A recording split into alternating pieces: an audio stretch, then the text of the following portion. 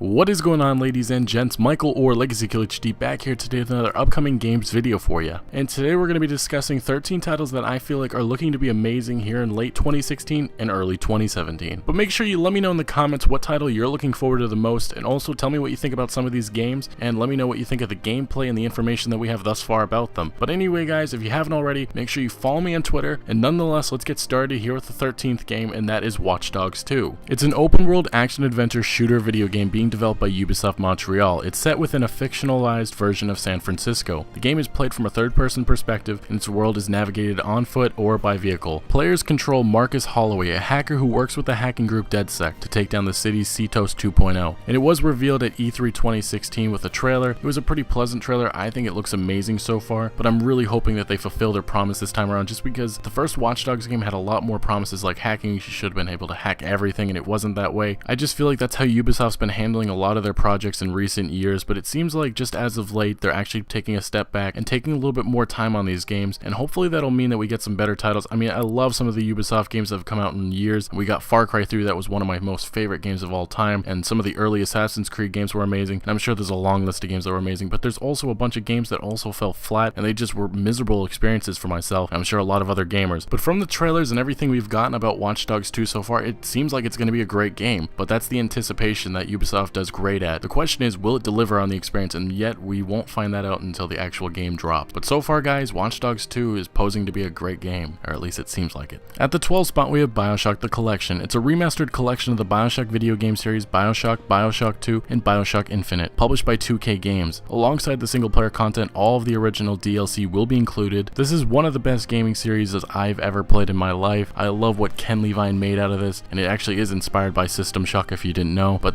just an amazing gaming series, and I'm glad that it's getting a remastered. Unfortunately, Ken Levine's actually not involved in this. It's actually one of the remastered games we'll be talking about on this list. There's another one. The big thing about BioShock, what sets it apart, is the story. It's just so intriguing. The concept of it, it's just insane, and I love every single BioShock game, even BioShock 2, although that wasn't made by Irrational Games. I feel like if you have not played a BioShock game, get involved with this, because this series will keep you playing non-stop till the end, and you will not regret it. I'm hoping that we'll actually get a BioShock 3 sometime in the future, but I guess that's just hopes for now. At the 11th spot we have Halo Wars 2. It's a real-time strategy video game developed by 343 Industries and Creative Assembly. The game features two playable factions: humanity's main military arm, the UNSC, who returned from the first game, and a new alien faction known as the Banished, who serve as a replacement for the Covenant. The game is set 28 years after the events of Halo Wars and directly after the events of Halo 5 Guardians. The original Halo Wars closes with the crew aboard the UNSC warship Spirit of Fire entering cryosleep and drifting into space. Since that event, the war between humanity and the military alien alliance known as the Covenant has ended, and the Spirit of Fire has been declared lost with all hands. So far what we've seen of Halo Wars 2, it definitely looks intriguing.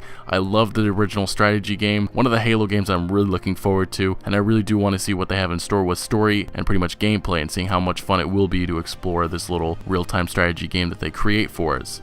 At the 10th spot we have Mount & Blade 2 Bannerlord. It's a medieval action role-playing game developed by Tailworlds Entertainment. The game is going to be set as a prequel 200 years before Mount & Blade Warband. It takes place during the decline of the Calradian Empire and the formation of the kingdoms that appear in the previous games. The armor, weapons, and architecture will be drawing inspiration from 600 to 1100 AD. Bannerlord will include at least 6 major factions, each composed of competing clans with their own goals, as well as minor warband factions such as mercenaries. Rumors have been circulating that a console release could be coming, but right now only PC is set for a release sometime in 2017. And right now guys, I gotta admit, this is one of the best games that I've ever played. The Mount & Blade franchise is just so amazing, such a fun strategy game, and I'm really looking forward to seeing the improvements that they make with this new successor, and I feel like there's so much that they can actually accomplish. I've already seen the siege mode gameplay, it looks fantastic, and some of the other things that they've actually added like voice acting, that's a nice little addition. I'm just really looking forward to seeing the different types of mods that can be created and the creativity that can come from the community. At the 9th spot we have Skyrim Special Edition. It's an open-world action role-playing video game being developed by Bethesda Game Studios. Windows players who own the original game and all of its DLC will be offered the Special Edition for free. The game includes mod support and much-needed upgraded graphics. What I really am happy about Skyrim is that it'll offer an experience that a lot of people did not experience just because they were too young, or I guess they just had something going on, but it is one of the best RPG games I ever played. Although it does lack, in my opinion, to Oblivion and Morrowind, it still is one of the best games ever of this generation. If you've never played Skyrim, you need to pick this copy up or play it on PC right now. It's just so much fun, and it is one of those games that I really will remember for the rest of my life just because it's such a phenomenal experience, and I really am looking forward to seeing what Bethesda Game Studios has planned for Elder Scrolls in the future. But if you haven't already played Skyrim and you love open world action adventure RPGs, pick this game up when it drops. At the 8th spot we have For Honor. It's a hack and slash video game in development by Ubisoft Montreal. The game features a hand-to-hand combat system described as the art of battle by the developers and allows players to play the roles of historical soldiers such as medieval knights, samurai, and Vikings within a medieval setting. It is hyped as being more of a multiplayer game. I just hope the single player is not like a side piece, and the gruesome battles and chaotic settings just going to make it so much fun. I feel like that E3 trailer just sets up for such a great multiplayer game, and it's going to be fun to utilize these different types of factions. I'm guessing that it's going to serve as different types of styles of gameplay, so that'll be fun. I just feel like this game is going to be a lot more about having fun with other guys around you and kicking ass, but I really do hope, like I said before, that the story has some type of significance and it's not like a Call of Duty game where it's just a side note and the multiplayer is the main attraction. I really hope that it actually has both of the aspects and that you can play in either way that you want to. To the 7th spot we have Battlefield 1. It's a first-person shooter video game being developed by EA DICE. The game is set in the period of World War I and is inspired by historical events. Players can make use of World War I weapons including bolt-action rifles, automatic and semi-automatic rifles, artillery, flamethrowers, and mustard gas to kill opponents. Destructible environments and weapon customization features present in the previous games return in Battlefield 1 and will be more dynamic. The game's multiplayer is planned to support up to 64 players. Battlefield 1 multiplayer features 6 distinct classes: medic, pilot, tanker, assault, scout, and support. The one really big thing that I love about Battlefield 1 is that it's going into the past. It's not like a lot of these FPS games that are moving forward, making up futuristic,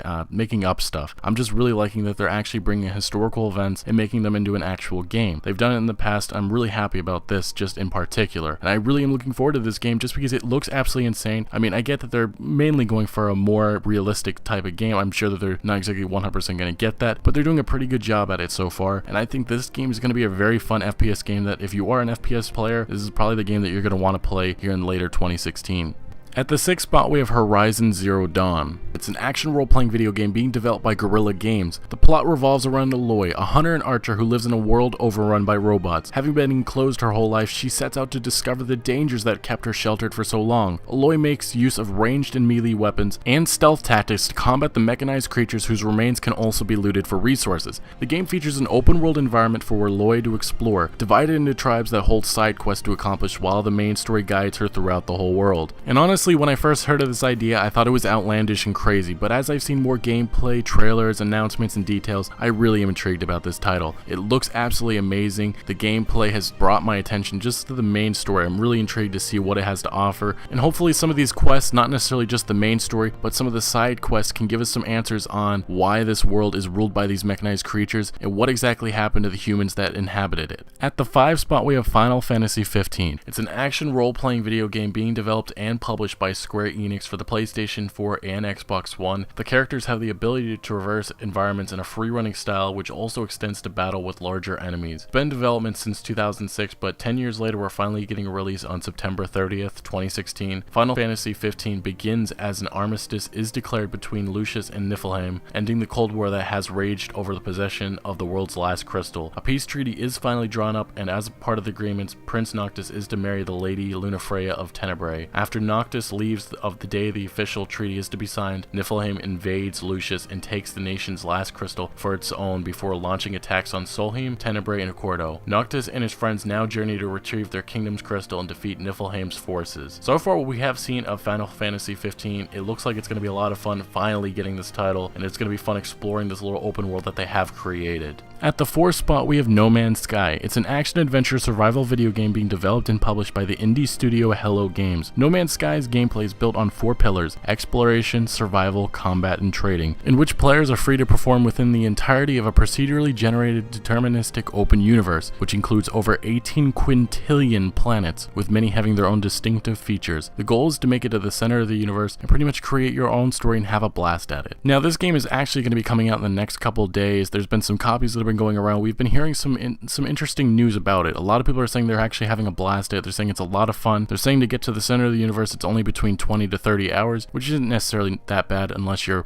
just trying to rush to the center of the universe. But I guess what we've actually heard about this game is that it's pretty good. All we've heard is that there's a lot of bugs, and I'm sure that they'll have a day one patch that'll solve that. And I know a lot of other games have gotten assaulted with all those bugs. One being Fallout 4 that came out last year, and that one was way too many bugs. But I love the game. Just bugs really do cause a lot of problems with some of these games, and hopefully that isn't the case with No Man's Sky. But what we've seen of this so far, it looks pretty phenomenal. I like that it's a very unique game, and I think this could change gaming for the better. And I know a lot of other games are going with that dynamic of making a huge universe. To the 3 spot, we have Mafia 3. It's an action-adventure video game being developed by Hangar 13 and published by 2K Games. The game takes place in the year 1968, revolves around Lincoln Clay, a biracial orphan and Vietnam veteran. As an orphan, he was constantly looking for a family until he joined the armed forces and fought in the Vietnam War. After serving, he returned to New Bordeaux and rejoined the Black Mob. After surviving a murder attempt by the Italian mob, which kills the whole Black Mob in the process, Clay is saved by a priest and attempts to start his own criminal organization to get revenge. Clay is aided by 3 allies, which include Cassandra, Burke, and Vito Scaletta. If you are not aware, Vito is actually the main character of Mafia 2. And my only problems with the original Mafia games, Mafia 1 and Mafia 2, was that it was very linear. There wasn't much open to actually explore the universe that they created for us. And it seems like this time around we're actually going to have that ability. And I love that what they've done. It feels like they've upgraded combat. It looks like it's going to be a lot more smoother. And they've added some other things like making stealth and action, just making it a lot better of a game. And I feel like Mafia 3 is going to deliver in a lot of ways. I'm really interested in seeing how Vito plays into this plot and what exactly happened to Joe. Maybe they finally confirm his death, or maybe something different happened. I think that'd be interesting. There's a lot of room to deliver a great story, so I really am looking forward to seeing what Mafia 3 has to offer. But it definitely seems like it's going to be a lot different compared to previous Mafia games. To the 2 spot, we have Dishonored 2. It's an action-adventure stealth role-playing video game being developed by Arcane Studios. The series takes place in the fictional Empire of the Isles, with the majority of Dishonored 2 set in Karnaca, a coastal city based on areas in southern Europe. 15 years after the events of the Rat Plague, the Empire is plunged into chaos when Empress Emily Kaldwin is suddenly dethroned and becomes an outlaw to society. Determined to take back the throne, Emily follows in the steps of her royal protector, Corvo Attano, by becoming an assassin. Bearing the Outsider's Mark, a mysterious mark granted by a mythic being that bestows her with supernatural abilities and an array of weapons and gadgets, she intends to reclaim her title and restore what has been lost. The first Dishonored game was a pleasant surprise, so I really am looking forward to seeing what Dishonored 2 has to offer. So far what we've heard, an engine upgrade with the Void engine looks pretty cool. It's going to be nice to see better running graphics, and hopefully the game will be able to run a little bit smoother. I know they were using the Unreal Engine 3, but so far with this Void engine, it just looks absolutely phenomenal, and I really am happy to see that we're going to have different types of ways to actually use our characters. The abilities and gameplay mechanics look like they run a little bit better in this next game, and either way, I'm just hoping for a great narrative and another great story from Arcane Studios. To the number 1 spot, we have Mass Effect Andromeda. It's an action role-playing third-person shooter video game being developed by BioWare. It is the first game in the Mass Effect series to feature an open world. The game takes place long after the events of the first 3 Mass Effect games in the Andromeda Galaxy. A new protagonist, Ryder, is designated as a Pathfinder, an operative tasked with discovering a new planet for the human race to colonize. The game features planets for players to explore, with each having their own characteristics. Similar to its predecessors, the game features a dialogue tree, choices, romantic relationships with companions, and cooperative multiplayer. The long-awaited next Mass Effect game is finally here, and it looks like it's going to be coming in March of 2017, at least that's what rumors are suggesting. It was confirmed for Q1 of 2017 when it was delayed. That delay hopefully is just for polishing reasons, but this game just looks spectacular. The reveal that we got at E3 2016 just got me even more amped up for this, and it's going to be a blast exploring a new planets, new characters, new creatures, new enemies, new everything. It just feels phenomenal to get once again back into the Mass Effect series, and hopefully they'll utilize all the aspects that made the first 3 Mass Effect games so phenomenal. And if you haven't already, make sure you dive into the comment section below. Let me know what games you're looking forward to the most here in later of 2016 and the beginning of 2017. But I want to thank you so much for watching. Make sure you smack that like button if you did enjoy the video or found any informative value, and also subscribe for a lot more videos about upcoming games, and I'll see you guys later.